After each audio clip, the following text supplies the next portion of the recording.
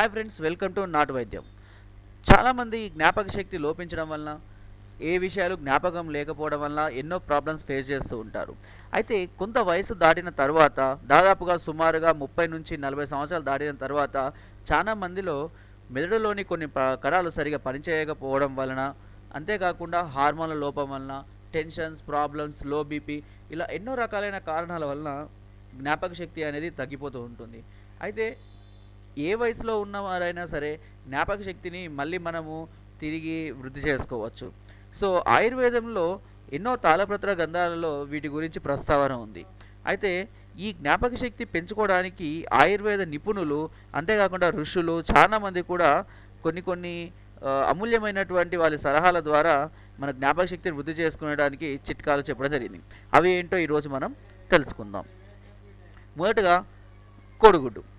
ప్రతిరోజు ఉదయం పూట ఒక 2 కోడిగుడ్లను తీసుకొని అందులో కేవలం పచ్చసొనను మాత్రమే తీసుకోండి. ఆ పచ్చసొనను తీసుకున్న తర్వాత ఆ పచ్చసొనను ఒక అర్ధసేరు పాలల్లో, ఓకే, మనం వేడి చేసుకున్న పాలలో అర్ధసేరు పాలలో కలుపుకొని రోజు త్రాగుతుంటే దీని వల్ల ఏమవుతుందంటే మెదడుకు మంచి బలము పెరిగేసి జ్ఞాపక శక్తి అనేది పెరగడానికి అవకాశం ఉంది. ఇక రెండవది, ఒక 3 నెలల పాటు, దాదాపుగా 3 నెలల పాటు దాల్చిన చెక్క ముక్కల్ని రోజుకు 4 ముక్కల చొప్పున కనుక నమిలి ఆ రసాన్ని మింగుతూ ఉంటే మెదడుకు మంచి బలం కలిగి జ్ఞాపక శక్తి పెరుగుతుంది. మూడవది, మంచి సోంపు తీసుకోండి. సోంపు అనేది మనకు తెలుసు, అన్నం తిన్న తర్వాత కానీ మనం వాడుతూ ఉంటాం ఎక్కువగా అన్నం జీర్ణం అవ్వడానికి. అలాగే ఈ సోంపు తీసుకున్న తర్వాత ఈ సోంపు ఒక 1/2 kg లేదంటే ఒక ప్యాకెట్ ఒక కులమానం ప్రకారం తీసుకున్న తర్వాత దాన్ని ఏం చేయాలంటే కొద్దిగా లైట్గా వేడి మీద వేయించైనా సరే, లేదంటే ఎండకు పెట్టైనా సరే, దాన్ని ఎండిన తర్వాత పొడి చేయాలి. సో చూర్ణంలాగా చేసి దాన్ని ఏం చేయాలంటే అంతే ఎంతైతే పొడి ఉందో అంతే సమాన భాగంగా దానికి పటిక బెల్లాన్ని కలపాలి. ఈ పటిక బెల్లం మనకు మామూలుగా కిరాణా షాపులలో దొరుకుతుంది.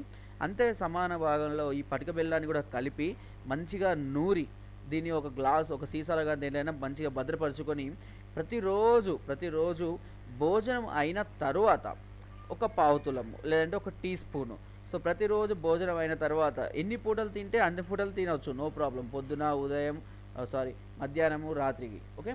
ఈ పావు తులము దాదాపుగా చూర్ణాన్ని మంచి నీటిలో కలుపుకొని కనుక తీసుకున్నట్టయితే అద్భుతమైనటువంటి జ్ఞాపక శక్తి కలుగుతుందని చెప్పడం జరిగింది. ఇకపోతే మరొక చిట్కా, సరస్వతి ఆకు. ఈ సరస్వతి ఆకు తీగలాగా పాకుతూ ఉంటుంది. ఇక్కడ నేను చూపించిన ఆకారంలో ఉంటుంది. సో ఇది ఒక తీగలాగా పాకుతూ పోతూ ఉంటుంది.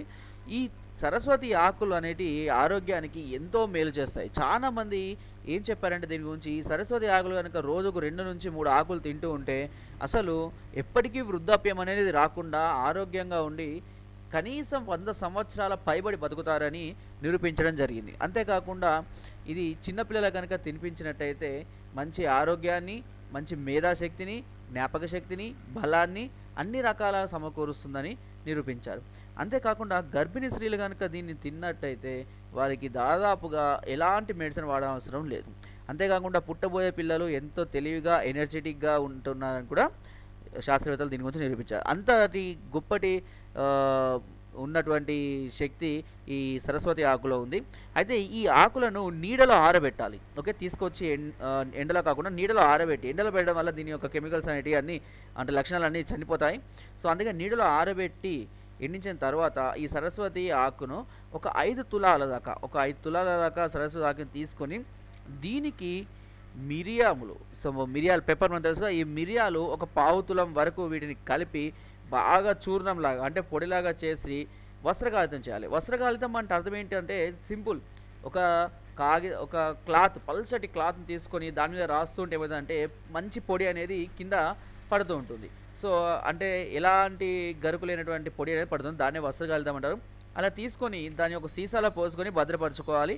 ఈ చూర్ణమును కనుక మనము ప్రతిరోజు ఉదయం పూట 4 కనీసం 4 చిన్న స్పూన్, అంటే ఒక టీ స్పూన్ అనుకోండి చొప్పున మంచినీటిలో కనుక కలుపుకొని తీసుకున్నట్లయితే జ్ఞాపక శక్తి అనేది విపరీతంగా, చెప్పలేనంతగా జ్ఞాపక శక్తి కూడా పెరుగుతుంది అని శాస్త్రవేత్తలు దీని ద్వారా నిరూపించనే కాదు, దీని గురించి ఈ ప్రస్తావన గురించి ఎన్నో గ్రంథాలలో కూడా, అంతేకాకుండా తాళపత్ర గ్రంథాలలో కూడా సో పూర్వకాలంలో కూడా ఋషులు కూడా దీని గురించి చెప్పినట్టుగా ప్రస్తావన ఉంది. సో ఫ్రెండ్స్, నా వీడియో కనుక మీకు నచ్చినట్లయితే ఒక లైక్, ఒక షేర్ చేయండి. మరిన్ని వీడియోస్ కోసం సబ్స్క్రైబ్ చేయడం మాత్రం మర్చిపోకండి. Thank you.